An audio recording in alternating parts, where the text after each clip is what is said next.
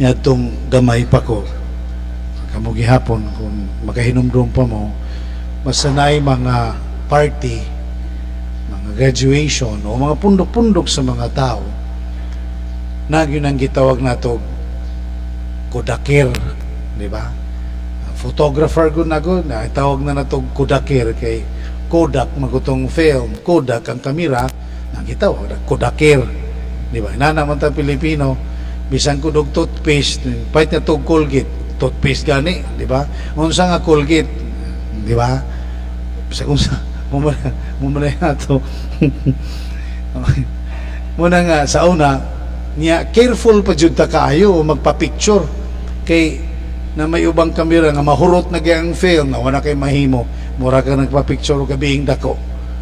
Yan ang careful jud ka kay biyon nga 6 shots ra ni 12 shots ra ni kinahanglan jud ka mag-careful.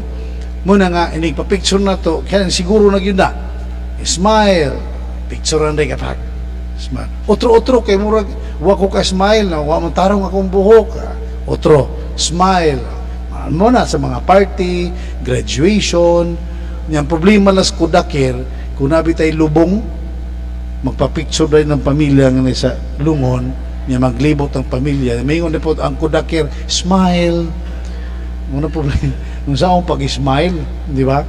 So muna nga kanang atong mga picture may pagtanaw niya na utruhan di uy nga mga arang-arang po akong ilong niya maputi-puti po ko niya ang buhok-buhok po ginagmay niya ang duwanggan itago-tago itangkag ramang kong duwanggan ana itong mareklamo niyang uban no, sige akong pangitaon ang negative kay ritukihon, di ba? Muna rituki butang-butangan ako naglapis nga to baglis-baglisan muna rituki pero ang atong hulagway na ni ana will not capture the true picture of yourself, di ba?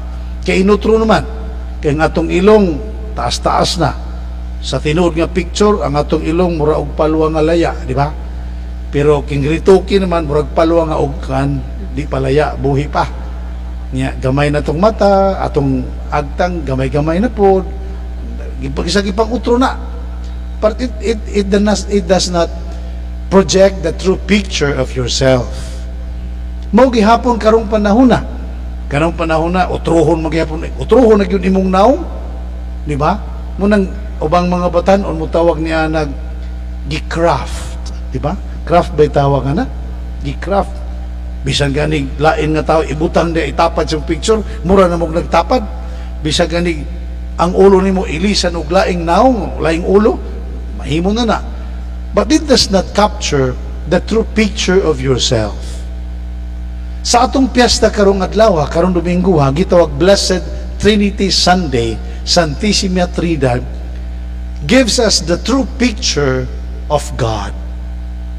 Mo gini ang Dios, Amahan, Anak, Espiritu Santo. Tinuod ang gitawag na tog Blessed Trinity wala na sa Biblia. Pero naay buti pasabot sa Biblia nga Blessed Trinity, Amahan, Anak ug Espiritu Santo. Kita ang nagngaan niini. Bisan gani sa atong ebanghelyo karon, miyon ang tanan nga iya sa Amahan akoa. Busa giingon ko nga dawaton sa Espiritu ang ihatag ko kaniya ug isugilon niya kini kaninyo. Ang Amahan, ang Anak, Espiritu Santo. Ingon magunang ubang mga relihiyon gud nga kining Katoliko magpataka lang yun unsay wa sa Biblia isang yaw tuuhan ang naahin nun dili isang yaw problema kay naamaguna gitawag sa Biblia nga explicitly said o implicitly said. Kanang explicitly said dayag gayud nga gisulti, kanang implicitly said murag naay buti pasabot diha purmaon na kay kung isuwat na ito tanan des Biblia matod papitaw ni Jesucristo kung isuwat ang tanan dili maigo pa ganing kalibutan na implicitly said unya ingon lagi ning ubang relihiyon nga pataka lang ning Katoliko kay unsang nasa mabasa sa Biblia mo gani tuuhan pero problema nila nitong usang adlaw ang ebanghelyo nagaingon nga kung ang imong mata nakapasala ka nimo, lugita ka na. Kung ang imong kamot nakapasala ka nimo, putla ka na. Wa malagi lang lugita ilang mata, kung putla ilang kamot. Lugarwa sila isa, yes, napot. Mura sila Ginoo ini. Wa sila isa, naka-live streaming ni. Kaya hipat yan tagahatan eh. Tinuod bitaw. So may una nga, kini nga Blessed Trinity gives us a true picture of who God is. Unya daghan na mga magsusulat, mga theologian, mga philosopher, they try to explain everything about God the Father, God the Son, and God the Holy Spirit.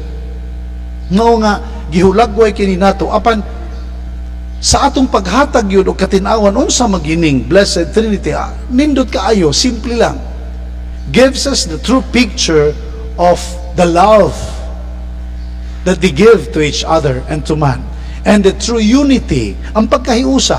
Tanaw na to, no? Pulos ni sila gamhanan, Amahan, Anak, Espiritu Santo, pero wagin ni sila mag-away. Kita pahinong tao, minus o gahom, away gahom, kita pahinong nag-away. Di ba?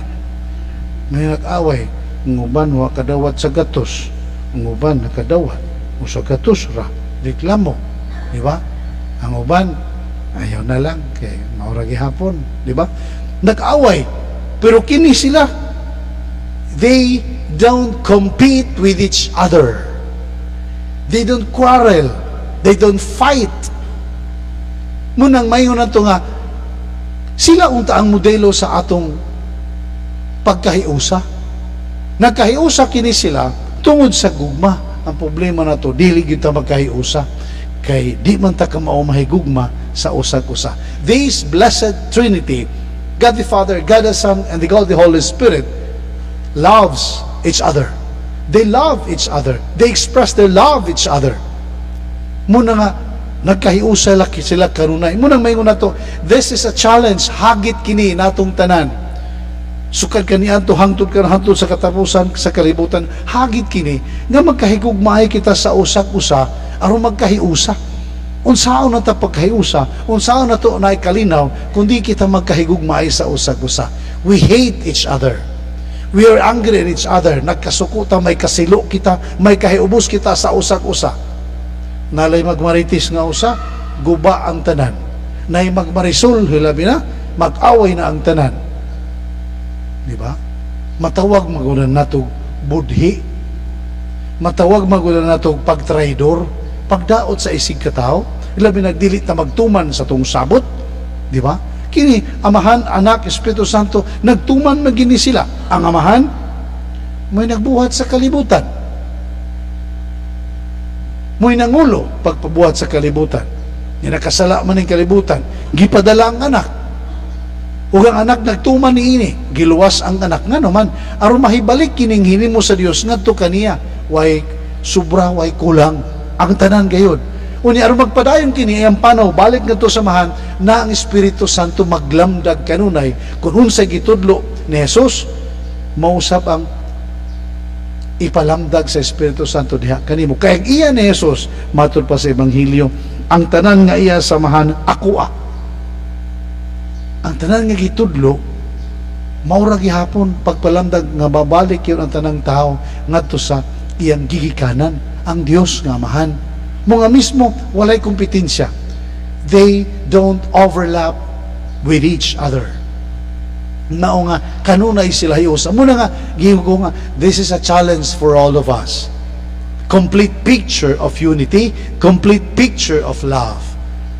Nya buhaton unta nato ni. Muna nga sa piyesta nato karon sa Santissima Trinidad, may hulagway kita sa tinuod nga pagkahiusa ug tinuod nga gugma sa usag-usa nga angay natong buhaton. Kayang kalibutan gubot, ang atong kalibutan, atong katilingban samok, bisan usahay ang atong pamilya din magkahiusa. Munang mahulagway kita sa atong kagalingon, kay mo patigbabaw sa atong kagalingon ang atoang kaugalingon. Ang mipatigbabaw kanunay sa Amahan, Anak, Espiritu Santo, ang gugma ug panaghiusa. Kita sa Jesus, unsay may patigbabaw, ang gugma niya sa katawan, nagpakamatay sa krus, dili para siyang kaugalingon, kundi para sa katawan. Palihog manindo. Magampo kita karon sa atong kredo, palihog